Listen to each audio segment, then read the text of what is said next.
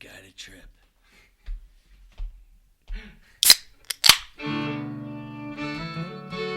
The church that I go to is the river. I go there to wash everything away. I wish you were there drinking rum, crying your little eyes out.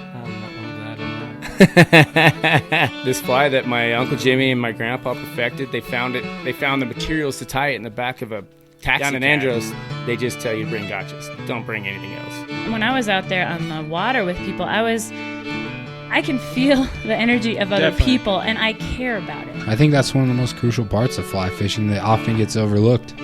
You know, we're jet lagged, lack of sleep, we're half drunk. Holding on to your nuts with one hand, you're holding on to the boat with the other hand. Shitting in tall cotton, dude. Man, this is what's going on in the world right now. You know, you're on a boat fishing down a beautiful river. Be deliberate with everything that you do with fly fishing. Yeah. Well, what do you do on your days off? I'm on this boat. I'm rowing people down the river trying to figure out what's fishing. But I love it. I wouldn't change it for anything. I wouldn't trade it, man. It's awesome.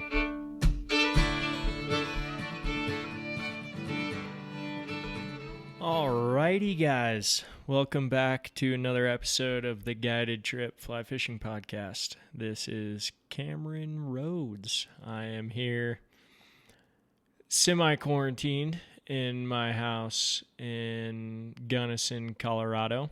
The reason why I say semi-quarantined is because I have been getting out of the house, and I've been lucky enough to have some work, not guiding. Unfortunately, we can't really have guiding right now. We are not accepting any tourists here in Gunnison County, so we can't guide. Not an essential business, and hopefully, soon things will simmer down just a little bit and restrictions will lift just a tad. Obviously, I'm trying to be as safe as possible and do everything by the book here, and it's been hard. It's been really tough. I miss hanging out with certain people and fishing with certain people and doing things, but like I said, I've been lucky enough to be able to be working, and so I've had some contact with people, but making sure that I'm being safe again. But I've been standing on a roof, putting sheet metal on roofs. You got to do what you got to do. And during these times, guiding season for me, it doesn't go all year anyways. I usually have a couple trips in April, throughout April here and there. There's some trips, but we don't get a whole lot of tourism and a whole lot of trips until summer really hits. And so, right now for me, it's business as usual. I'm just picking up jobs wherever I can. And as a fishing guide that's trying to make it and trying to support my habit and be able to buy gas and, fly tying material and this and that, I got to be able to, and pay my rent, I guess. I got to be able to have a job. And so I'm picking up whatever I can. And, it's been working out for me, which has been good. I know that's a tough thing. As a fishing guide, a lot of guys don't want to find real jobs. It's just the way it is. But for me, in my circumstances, I have to be able to work. So that's what I've been doing. I've been getting out and fishing as much as I can here and there, just keeping it under the radar. I haven't been telling many people where I've been going or what I've been doing or what I've been throwing. Just keeping it really under the radar right now. A lot of people are out there on the water with no jobs. Everyone's outside recreating, and it's busy. I've had this moral dilemma in my head for at least a month now, or I guess a couple weeks now. I haven't quite been in Gunnison for a month yet. Well, maybe I have. I don't know. No, I don't think I have. But it's like, it's almost to the point where are we are we loving this river to death right now? Just people everywhere. Everyone's fishing. Everyone's out. Any nice day we have, people are on the water. Boats are on the water. I mean, people are fishing. And so I'm trying to, again, stay under the radar and just try and, get to some areas people aren't thinking about. Luckily for me, I got some experience here in this place and experience on different rivers, creeks, different watersheds around here. And so I have options. But, getting out, it's been interesting. I've been out with Dane a couple times and just walk waded, and it's been fun. I mean, Dane's my go-to fishing buddy, and I love fishing with that guy, and we've done some walk wades and just kind of, tried to make sure we're staying apart a little bit and make sure that we're being smart about the situation. It's interesting, and it's definitely going to change how the future goes for sure. But when I have been out, the fishing's been good. Usually April is really good. A lot of people don't know that about this fishery, and if you want to come and book a trip, next April and be up here fishing next April, this fishery is outstanding during the month of April. Besides, like towards the end of April, we're getting close here. It's starting to warm up a little bit. Luckily, we've had some cold nights and cold days to slow that runoff just a little bit and hold that water. But usually April is an outstanding month to be out here fishing. And if you want, you can go on my website, theguidedtrip.com. Patrick Blackdale wrote an article on there. I believe it's under blog, and it's average snowpack means excellent fishing, I believe is the title of it. I also have a 2020 forecast on my website, which talks about each month and how each month is going to fish and what we can look forward to for the month. But a lot of people they don't know that April is a great month to be out here and be fishing. Most of the time I've been out, I've been throwing a lot of dry flies, and I've been catching fish. Fish are coming up and they're eating. And as long as you know where to look, the fish will come up and eat. And then just a lot of nymphing as well. I get a little sick of watching a bobber all day, and so that's why I'll throw those dry flies. And you can definitely be more productive on a nymph rig. I mean, I watched Dane maybe a week ago probably catch 20 fish in a matter of 20 minutes or less, and I mean, he was just roping them in. And I'm not. I was throwing some dries and just trying to, I guess at the time I was nymphing and I just wasn't in the right spot. Right now the water's low and the fish are holed up in certain areas. And once you find that area, then yeah, you can pinpoint them and you can knock them dead. Once that sun comes up a little bit, heats that water, heats that air, you'll start seeing a couple more bugs come off, and that's when I break out the dry fly and, just have some fun. I mean, I can't watch bobber all day. And so I like to challenge myself a little bit and throw those small dries and see if I can tease up a couple fish, and it's been fun. All the other places I've been going, I've been throwing dry dropper, and it's been working really well. Just small dry, small mayfly dry to small dropper, just one dropper, and it's been a lot of fun. And so, if I can, I'll get out and fish. This weekend doesn't look half bad.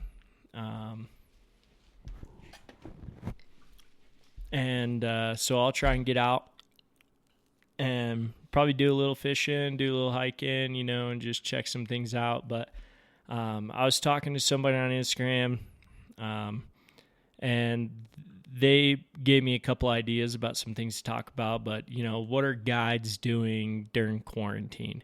How are guides getting through this? There's a lot of stuff on the internet right now about certain guides and how they're getting through, and even fundraisers and stuff, and that's great. Good for them. I'm not going to talk too much about it. I recorded a large rant a while ago about it.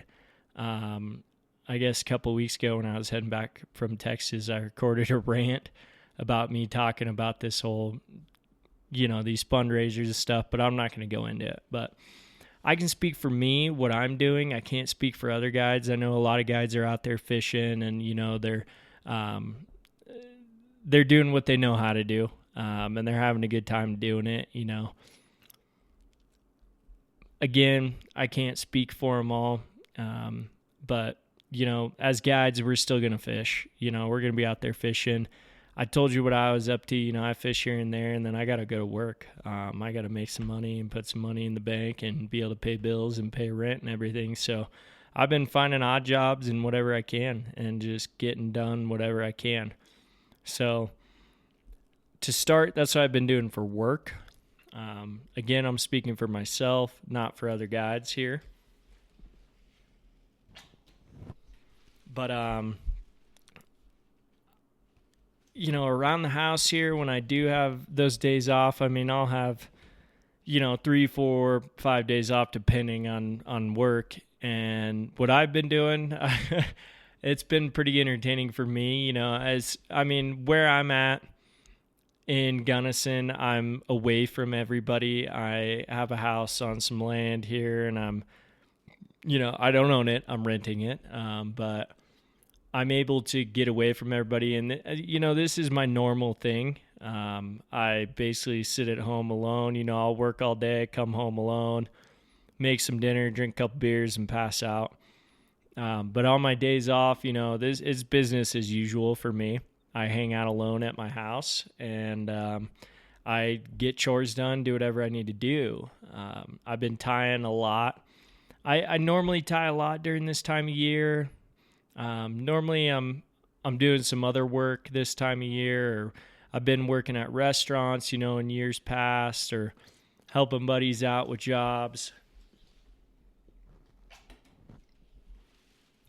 I need to get rid of this chew. All right, sorry guys. Had to ditch my Copenhagen there. It was getting too hard to talk. Go ahead and chase it down with some beer.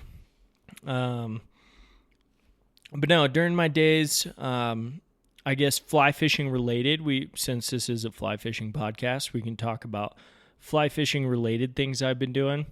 I put my boat together the other day. I'm not sure when I'm going to be able to get on the water with people and float, just being able to social distance. I'm not sure when that's going to be, when I feel comfortable and when it feels morally right for me to be able to do that. But I did get my boat together and cleaned it up, got it for the most part where I want it, and covered it. It's always a process. Putting the boat together. I did post a time lapse on Instagram. It was kind of fun. I was just having some fun with it. It's probably not that entertaining, but I posted a time lapse of me putting my boat together, and it is a lot of work. There's a lot of work involved in putting that boat together and getting it the way you want it, and making sure that things aren't pinching, or all your straps are where you want them, and they're certain tightness. So then when you pump it up to the firmness you want, that those straps are going to sit right. And there's a lot to it. So I wanted to do just a time lapse just to show people, this isn't just my boat's ready. At least for me, because I own a raft with a fishing frame. So I don't have the luxury of the drift boat where I don't have to pump it up and I don't have to put it together. And that's a whole nother podcast about drift boats versus rafts. But, I got my boat put together, and that was one thing I did, that felt good. I was like, all right, it feels like spring. I'm putting my boat together, whether I use it or not right now, it's put together, it's ready to rock and roll, and it's good to go. There's still some other things I need to do, get my big boat box put together with everything I need in it, all my PFDs and my pump and all my anchor line and my throw bags and everything I got to get put together. I got to get it all in one spot. So I'm not quite ready to float. I got to get some more gear.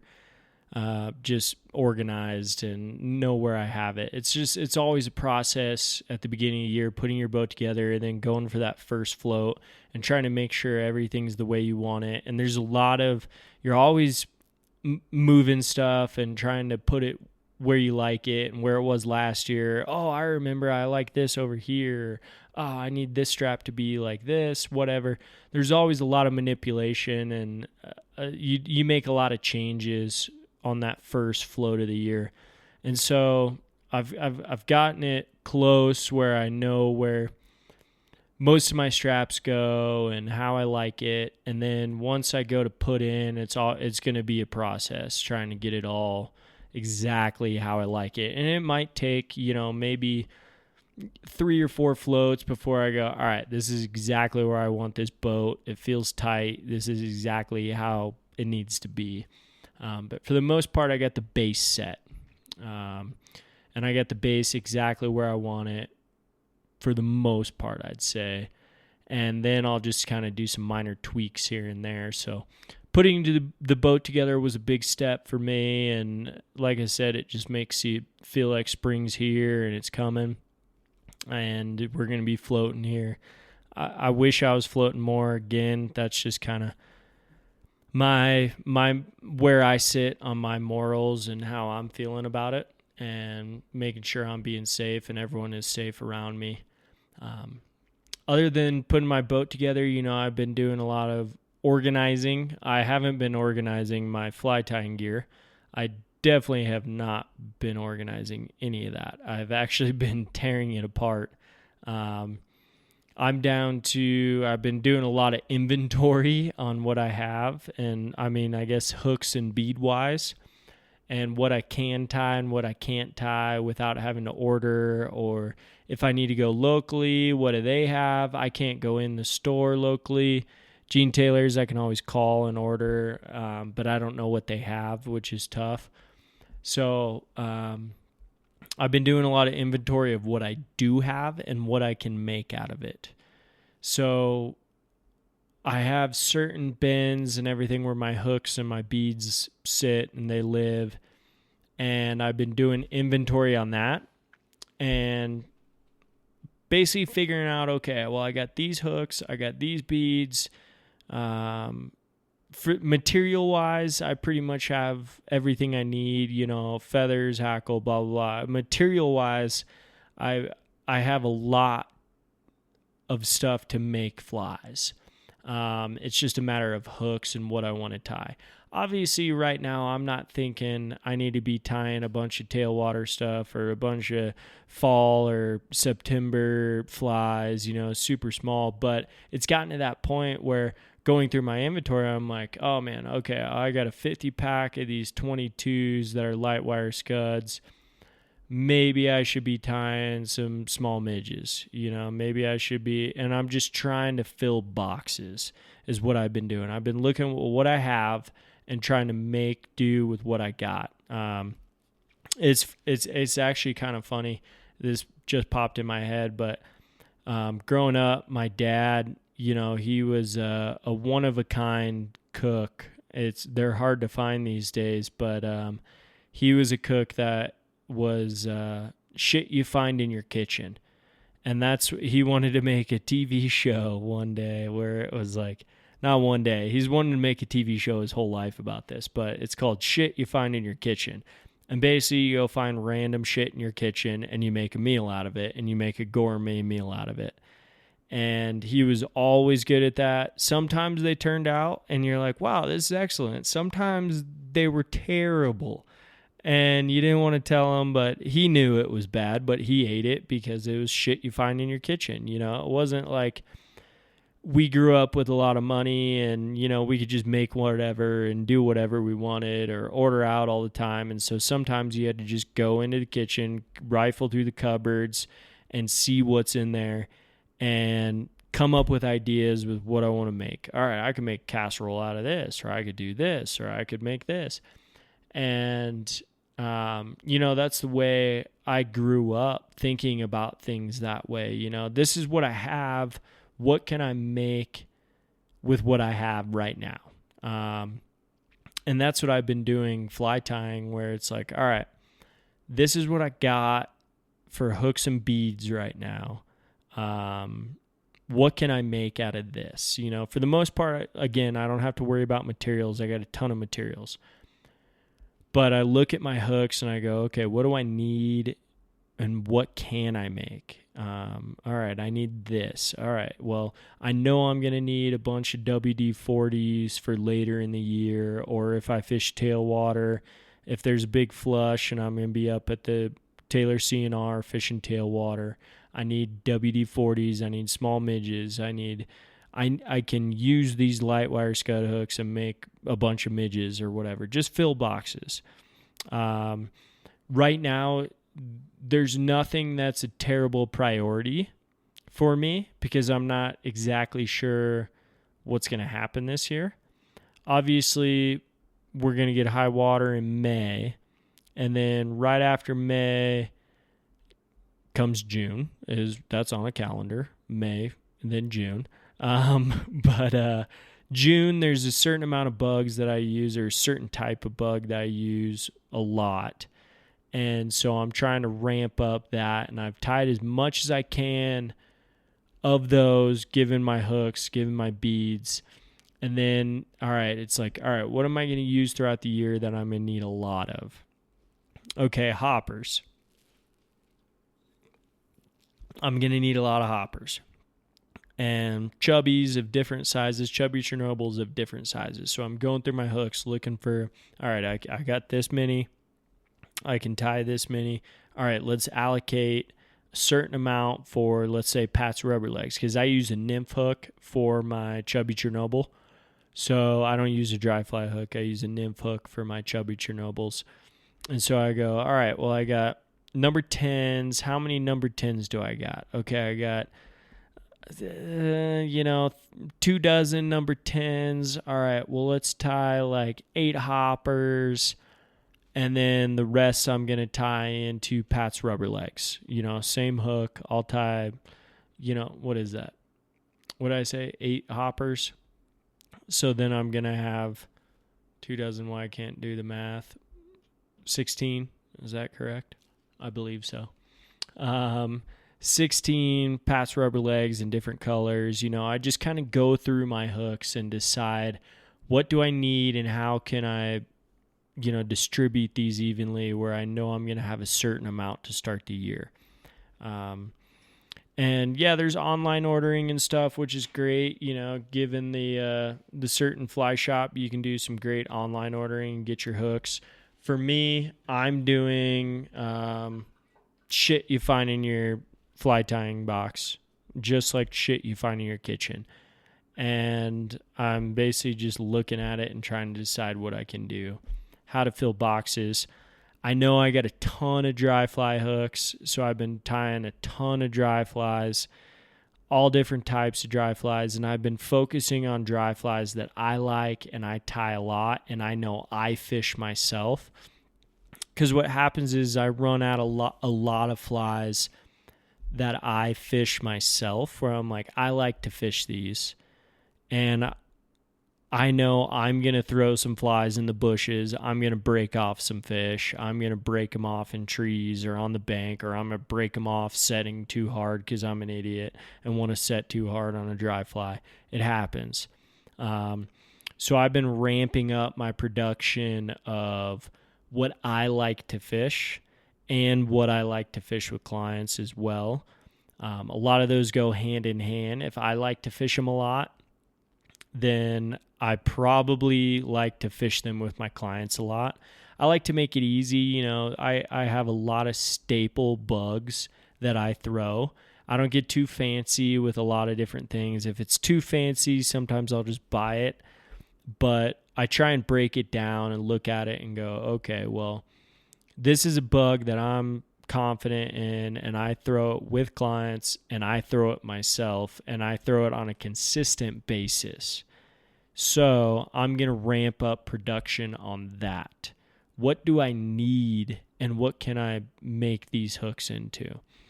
So I like to kind of go through my fly boxes and go, all right, what do I need? Okay, I need this amount of this dry fly. because I hate sitting up. This is a great time for me as a guide to catch up on all my summer fly tying right now. If I'm not working and I got days and days and days where I can hang out and tie flies, I can catch up on my summer fly tying. Because what happens is I'll go on a trip and I'll lose a certain amount of flies, and then I'll go, oh man, now I need to go home and tie these flies before I go to bed. So I'll tie half a dozen or a dozen flies before I go to bed, drink a couple of beers while I'm doing that, then pass out, wake up, and then I use those flies during the day. Then the next day I'm like, okay, I need to ramp up again. I need to tie more flies. Same fly. I need to tie more of them. So right now, my production for fly tying is like excessive amounts so that I can get through an entire season is my goal right now, is to be able to try to get through the entire season with the flies I tied during this shutdown. So sometimes I'll tie a dozen of a certain fly and be like, oh, that's probably good. I'm probably good there. I'm good with that. And then I'll start thinking about it. I'm like, I'm not good with that. I fish this fly a lot, and I need more. I need a lot more of this. And then I think back from years past. I'm like, okay, well, last year I tied 4 dozen of this fly, and I only used a dozen. Okay, so I'm probably good. I don't need to tie any more of that fly. I tied some dry flies yesterday that, yesterday was Thursday. I'm recording this today, Friday night. I tied some dry flies that, there's just it's for a hatch. There's only one hatch that we get where it's a green drake hatch, and I tie a certain fly for it. And I like tying the fly because it's a really creative fly. And so I think I tied 9 of them yesterday. But I can go through my boxes and be like, well, I've never used 6 of these flies, and I just tied 9 more. So that was kind of excessive to the point where it was like, well, I didn't need to do that. I kind of wasted time tying those flies because I still had some. I didn't need to do it, but it was nice to take my mind off a couple other flies and tie something a little bit more creative where it takes, just get those creative juices flowing just a tad. But I know that I probably don't need to tie any more of those. It's good to have on hand, but I probably don't need to tie any more. And I only use one size of them anyways. And so then I started working on a caddis pattern, and I was like, all right, well, I tied, while I was in Texas, I tied a bunch of 14s in this pattern. So I'm going to tie some 12s, just to give a bigger look, in case clients can't see it or whatever, in case the fish are hit on a bigger size, a 12 or whatever. Makes, who knows? So I tied up a dozen of 12s of this caddis. And I'm like, all right, well, I fish this caddis all the time, so I need to crank out more of these. And I got a bunch of hooks. I got a bunch of 12s and a bunch of 14s. So I should probably tie a bunch more. And I started thinking about it, and I was like, all right, well, how many caddis patterns do I actually throw with clients or with myself? Maybe 2. I won't lie to you, maybe 2. And so I was like, all right, well, I'm just going to crank out these then. I don't need to tie any more dry flies with this hook size. I'll probably just use this and tie caddis patterns. Just the caddis that I throw. That's the thing, is like, I was thinking about it yesterday. And I was sitting down thinking about it, and I go, man, how many different caddis patterns are out there in the world? How many different caddis? I mean, could we say 40, 50 different patterns? Probably, yes. How many do I throw? I just said 2. I'm sure there's given times for certain caddis patterns. I'm sure that there's times where other caddis patterns work better or they've seen different. But what I have seen with the patterns that I tie that I know, it's the only pattern for me, and I don't need to change it. All I need to change is size and color. So I just tie those patterns. I'm not going to tell you exactly what they are because that's what you pay for on a guided trip, for the knowledge. So I'm not going to tell you exactly what patterns I was tying, but it's just interesting to me that there's hundreds and thousands of different patterns out there when they all break down to one pattern. You know, most people know the L-Care caddis. That's a very simple pattern, the L-Care caddis. It's a great pattern. It's tried and true. It works. It's the pattern. It works. The way I like to fish it doesn't work the way I like to fish it. So I don't tie the classic L-Care caddis. I tie some different caddis patterns that work for me and the way I fish them and the way my clients fish them. And they float a little higher. They're a little bit easier to see. So I focus on that a lot with my mayflies, my Baetis dries, things like that. I only tie a couple different patterns. So it's like, well, I'm just going to crank up that because I can tie them in different colors and tie them in different sizes, and they're going to do the same thing. I tied some stimulators yesterday. I tied all kinds of shit just to fill boxes, and then I kept looking back, and I'm like, well, how often do I fish these? Not that often. Okay, well, I'm going to do this. It's almost like the pheasant tail for me, where it's like, all right, well, this is the pheasant tail of dry fly fishing for me. This is the bug that will always catch fish every time. Again, not going to tell you what it is. Sorry. But that's the shit you pay for. So that was a pretty good rant there about my fly tying. But I've been looking through my boxes and deciding what bugs do I need that I can tie and I have the hooks for that I fish a fair amount. So I go priority first, and then I start thinking about some kind of obscure bugs that I don't fish that often, but I know work occasionally. You got to have a whole arsenal, honestly, because sometimes they might be keying in on a BLM, which stands for beaded little mayfly, in gold or natural color, and they're not keying in on a pheasant tail. Maybe it's just that color, maybe it's the profile. You know, a BLM and a pheasant tail have pretty much the same profile, but it might be color, it might be flash, it might be all kinds of stuff. So you got to have a big arsenal. So I like to go through my fly box and think priority first. All right, here's my priority bugs. I need Pat's rubber legs. I need worms. I need this. I need prince nymphs. I need hot wire princes. I need this. I need that. And then I start going through and start thinking about the other bugs where it's like, okay, well, I've caught a lot of fish on this bug at this point in time. And so I'll start going through those. Okay, what bugs can I tie? What hooks do I have? What beads do I have? Okay, cool, I can tie this. And I'll just kind of go on a rampage for a minute and just start tying a bunch of hooks. And I know I've talked about it before on other podcasts, but what I'll do is I'll pull out, when I go to tie, let's say I want to tie, just for shits and giggles, let's say just a pheasant tail. I'm going to tie a pheasant tail on a size 16.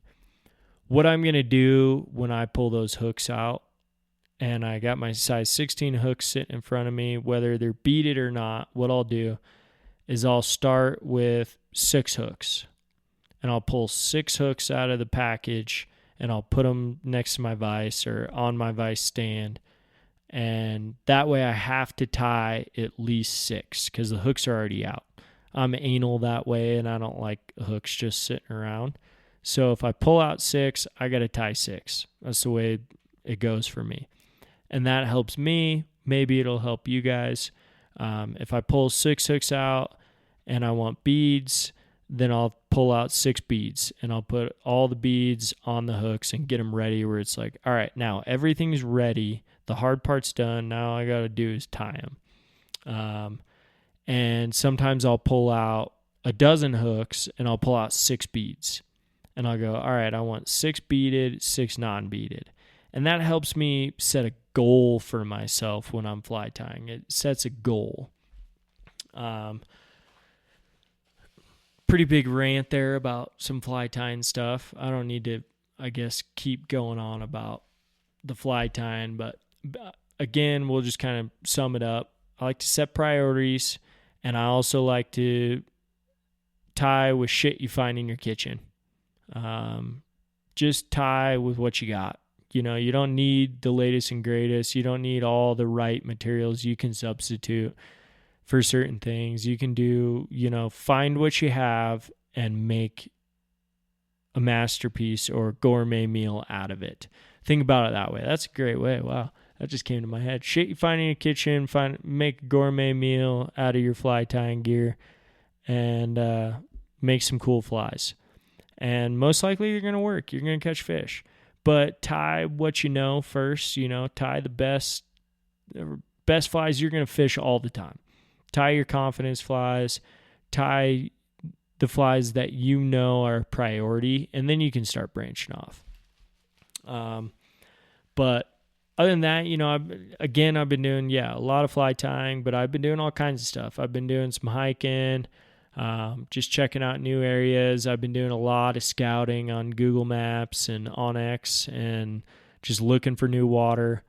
I've been practicing my cast at home. I've been organizing my shit, trying to organize as much as I can. I've been trying to usually the spring is a time for gearing up for me. We're like, if I can get everything I need in order, then I don't have to be stumbling around looking for crap all the time.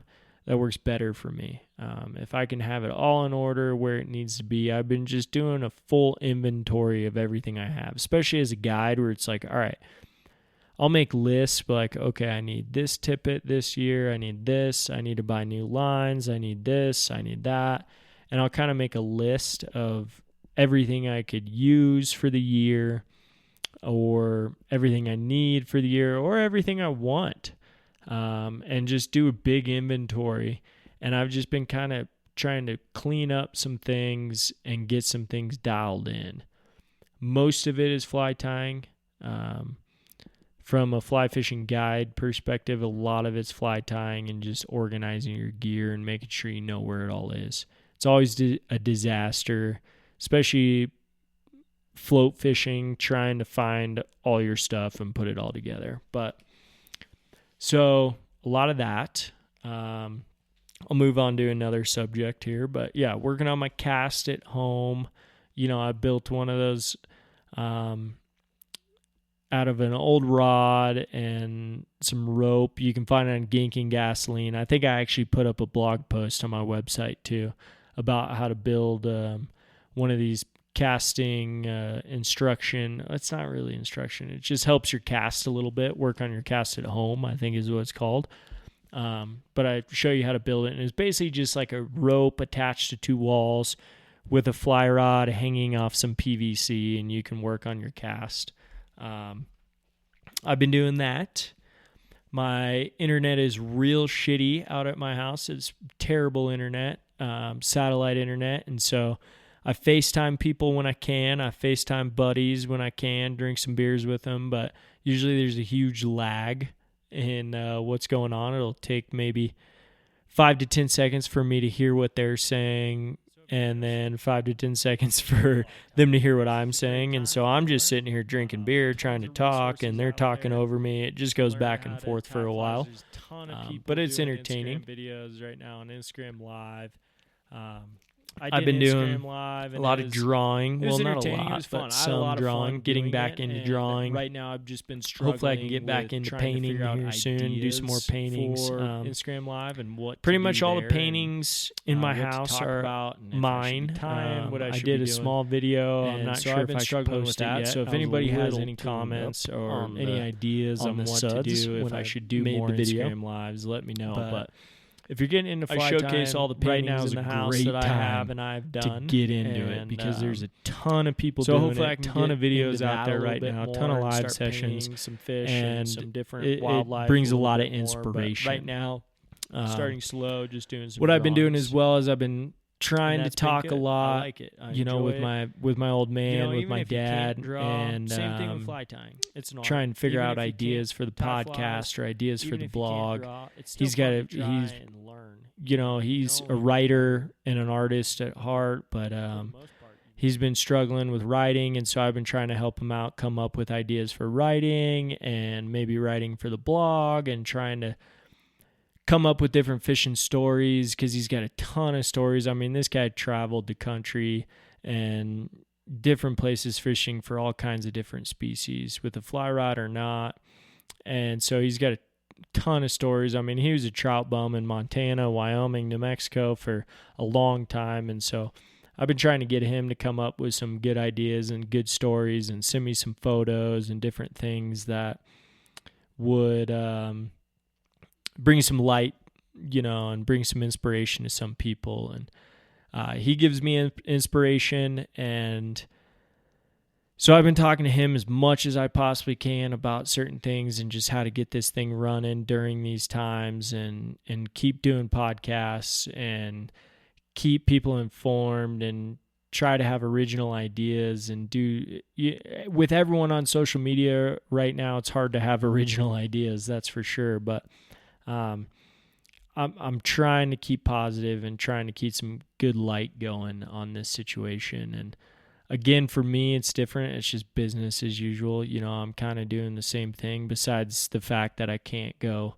hang out with friends or, you know, see them at the bar or go float with friends. And so that's about the hardest part right now, is just not seeing people and doing my normal routine of floating and fishing and, you know, socializing at the bar or whatever. I know I talk about drinking, but, you know, that's usually where people meet up. So been doing that.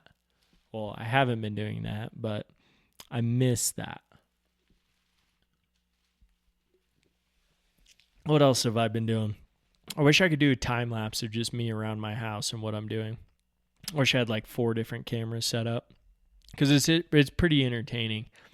You know, my house isn't huge, and so I do a lot of pacing and walking around and trying to gain inspiration just by walking around my house and trying to see different things and see all different angles and try and figure out what to do. Again, it's just shit you find in your kitchen and try and make something of it.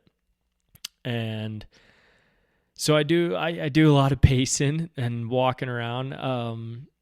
I pulled out I got a little camping table, and I pulled it out and I set it in front of my TV. This is going to sound really lame, but I set it in front of my TV and put all my fly tying gear that I needed for the moment on that little camping table and sat at that little camping table in front of my TV and watched Netflix and tied flies.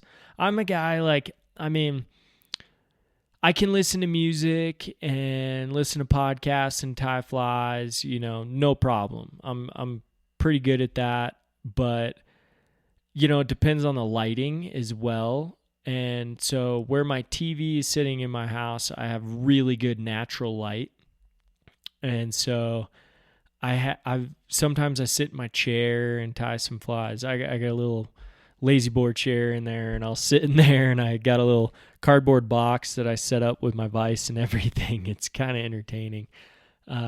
It's actually a Sims wader boot box, and I put my Renzetti tool caddy on it, my vise, and I grab a couple of materials, and I'll just tie flies on that and sit in the lazy boy right in front of the window while I got good natural light.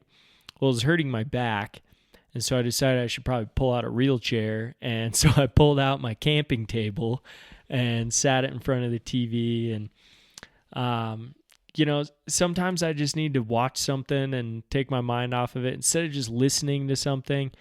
I need that visual stimulation at times while I'm tying flies. For whatever reason, I need something going on while I'm tying flies. I need the TV going, or a podcast on the radio going, or on my speaker going, or I need music going. But it's all about moments. What moment? How do I feel in the moment? Do I need to watch TV? Do I want a podcast going? Do I need this? And so it's all about just moments. Sometimes I have all these brilliant ideas about flies I want to tie, and I start getting creative, and I pull everything out to tie those flies, and then I just sit down and I go, I don't really want to tie that fly anymore. It's just the moment. You got to get in the moment, and don't force it. I definitely have to force some fly tying at times just for guiding and certain flies I need, but don't force it. Moral of the story is I've been doing a lot of tying. And fishing here and there and working here and there. I just wanted to kind of sit down and express what I've been doing and how I've been getting through and what I've been thinking about. And, if we go more into the mental aspect of this, I've been trying to think positive and trying to assume that we're going to have a guiding season this year.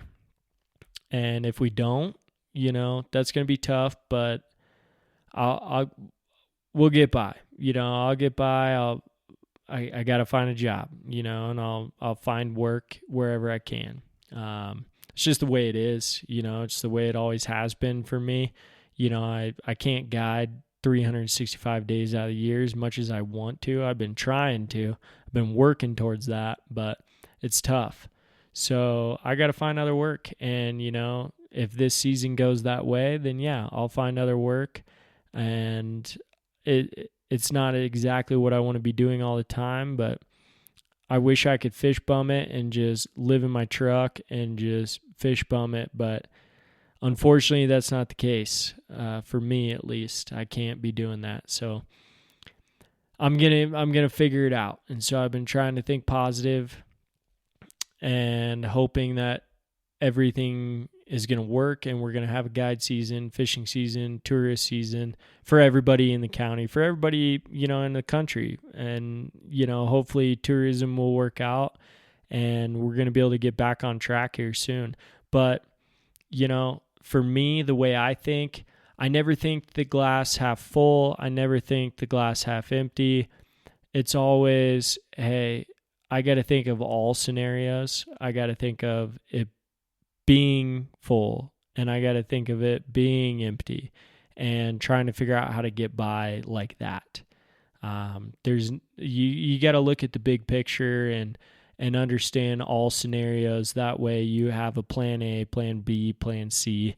And I do that a lot with my guiding too. I try and have all different plans set up in case something happens, or water clarity, or there's too many people, or certain bugs are hatching. You got to have a lot of different plans for what you need to do. And so that's what I've been thinking about a lot lately. Just what are my plans and how I'm going to execute those plans come the time. And I'm going to have a lot of different plans set in place in case certain things don't work out. And I want to think positive and hope that it all works out. Everything's going to be okay. And we're going to be guiding this year. Everyone's going to be guiding. Everyone's going to be traveling. Everyone's going to make money. It's going to be, it might be a short season this year, but we can't do anything about it besides just keep social distancing as much as we can, I guess. Staying away from people, making sure everybody's healthy, making sure everybody's safe. And that's about all we can do, man. I mean, this idea came from someone I was talking to on Instagram. I don't want to say any names just because I don't know how they feel about it, but I was talking to somebody and they go, you should talk about what you're doing and what guides are doing to get through this. And this is what I'm doing. I've explained a lot about what I'm up to and kind of my day-to-day routine, and I wake up early, I, have some coffee, make some coffee, look outside, see what the weather's looking like. Still early in the year. I got a couple hours before anything warms up. And so I'll have my coffee and get on social media and read a little bit and see what's going on in the world, see what my friends are up to, try and get some inspiration, get some things going. I try not to stay on social media too much just because it's bad for your health. I got to believe that. I mean, beer is probably bad for your health. So is tobacco, so is nicotine, all that. But, social media might be worse. And I don't know. I mean, it's just the way I'm getting through it, and I'm trying my best, and I hope everyone out there is doing well. They're trying their best. They're trying to think outside the box, and they're staying healthy and making sure that their family's healthy and everything's going the way they need it to go right now. But again, just try and be creative. Try and find some shit in your kitchen and make something out of it. Make a gourmet meal out of it. If you're fly tying, shit you find in your kitchen. Your fly tying table and all the things you have there, that's your kitchen. And use it. Find random ingredients and find what you got and make something out of it that you know or don't know. And that'll help get you through a little bit and fill your boxes. It'll be interesting to see what how people come out of this. And it's been interesting to watch how people are getting through it right now. And so for me, this podcast right here is just me expressing some of my thoughts and how I feel and how I'm getting through it. I feel like I'm talking to everybody right now, and I feel like everyone's listening, hopefully, and we're going to figure it out and we're going to get through it. So we're going to end this podcast right here. I didn't realize it was 51 minutes of me ranting. But thanks for listening to the Guided Trip Fly Fishing Podcast. Follow us on Instagram, The Guided Trip, @TheGuidedTrip. You can always email us, theguidedtrip@gmail.com. If you got anything to say, question, comments, concerns, anything. If you want to bitch me out, go for it. Email me. I'll accept it. I might post it even. So let me know what you guys think, and I hope everyone's safe, hope everyone's doing well, and hopefully we can get back to normal here soon, guys. Thanks for listening.